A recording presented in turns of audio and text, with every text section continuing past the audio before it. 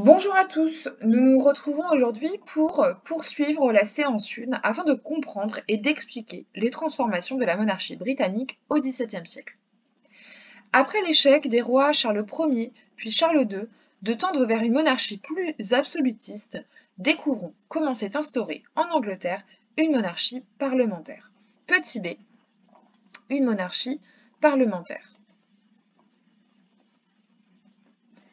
Je vous invite dans un premier temps à prendre des notes sur la Glorious Revolution.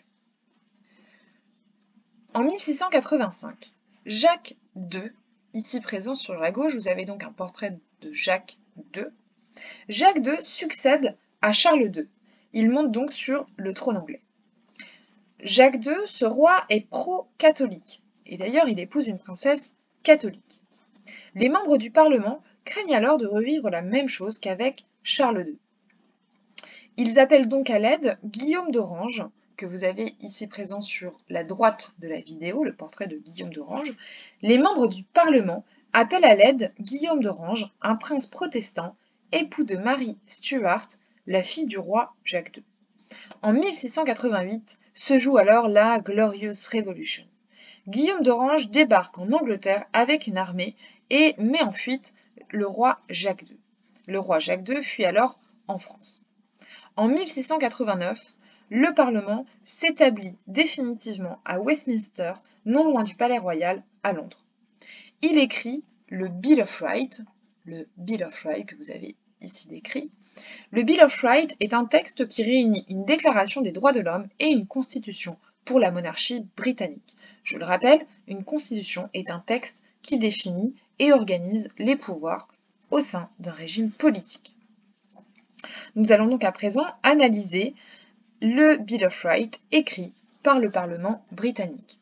Je vous invite donc à analyser un extrait du Bill of Rights pour comprendre l'instauration d'une monarchie parlementaire en Angleterre.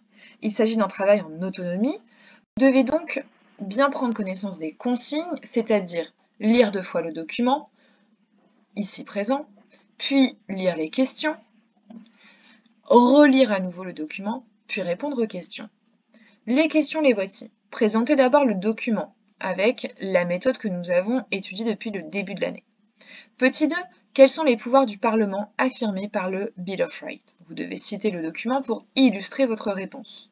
Attention, une citation ne fait pas office de réponse. Il faut bien sûr analyser la citation.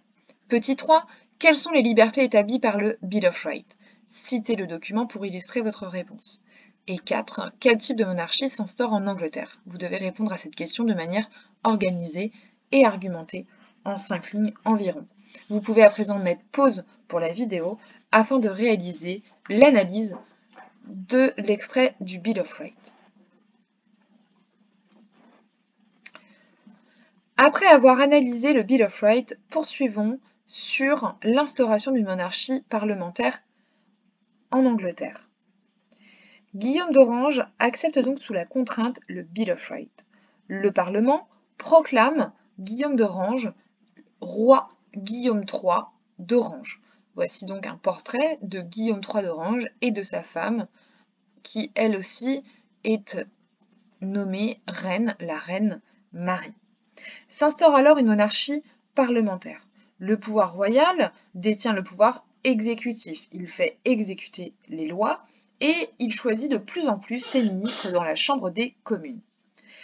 En outre, le pouvoir royal prend l'habitude de ne plus utiliser son droit de veto sur les lois que lui propose le Parlement. Le Parlement détient donc le pouvoir législatif. Aussi, de plus en plus, le Parlement fait preuve d'autorité. En effet, en 1701, le Parlement promulgue l'acte d'établissement. L'acte d'établissement établit que le trône d'Angleterre ne sera plus jamais occupé par un catholique. Autre exemple où le Parlement fait preuve d'autorité, c'est en 1707 avec l'acte d'union du Royaume-Uni. L'acte d'union du Royaume-Uni établit que l'Angleterre va rassembler sous sa domination à présent et donc va former un royaume uni avec l'Angleterre, le Pays de Galles et l'Écosse. Par ailleurs, ce mouvement plus libéral se ressent également dans l'économie. Le libéralisme économique, qui prône le libre-échange et la liberté d'entreprendre, dynamise le royaume, qui devient petit à petit un empire maritime, commercial et colonial. Allez, au travail! Vous devez donc prendre en note le cours à partir de cette capsule vidéo sur les transformations de la monarchie britannique au XVIIe siècle. Vous devez également étudier un extrait du Bill of Rights et répondre aux questions. La réponse aux questions, je le rappelle, doit être rendue sur Illico. À bientôt et bon courage!